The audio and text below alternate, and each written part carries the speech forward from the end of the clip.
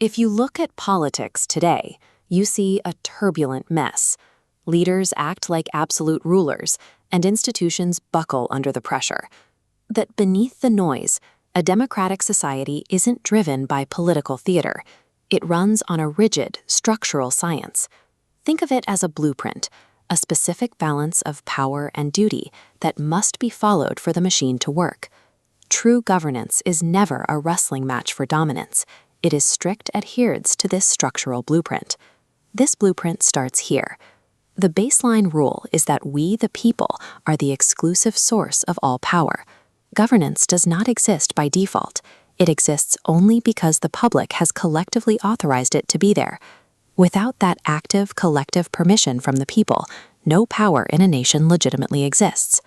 But raw power, even from the public, needs to be channeled. It requires structure to be both functional and safe.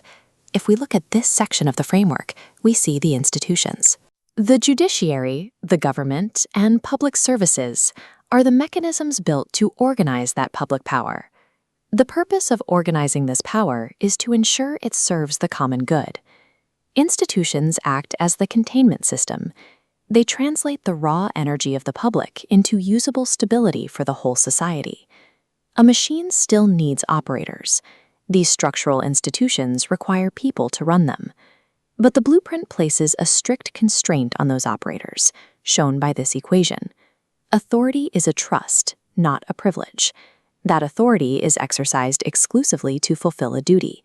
It is never used to dominate or to own the system. These systems operate through law, procedure, and independence. They remain immune to personal demands or temporary public pressure. Authority is a temporary assignment to execute a duty. It is not a permanent title of ownership. What is the measurable output of this entire machine when it functions as intended? The public feeds resources, our taxes, into the system, and those resources must act as a direct return loop back to us. This diagram lists 5 deliverables that the framework mandates: justice through the courts, health through hospitals, education, secure food systems, and shelter frameworks. The ultimate metric of a successful democracy is how well it converts public resources into tangible well-being for the public. There are firm boundaries to keep this running. The public is not supposed to micromanage every action, and institutions are never meant to rise above the public.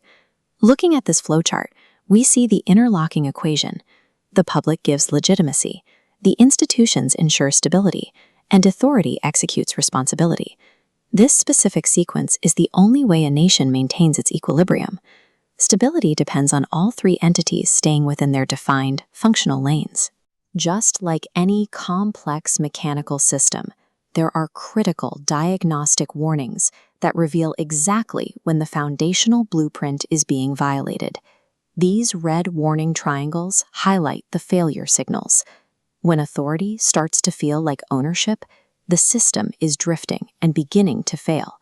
Conversely, if the public bypasses the institutions to override the structure, the entire system destabilizes. This framework protects the nation. Keep the balance. Keep the nation.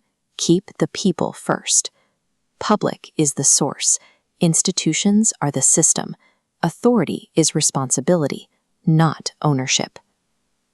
Democracy. Zindabad. Long live democracy.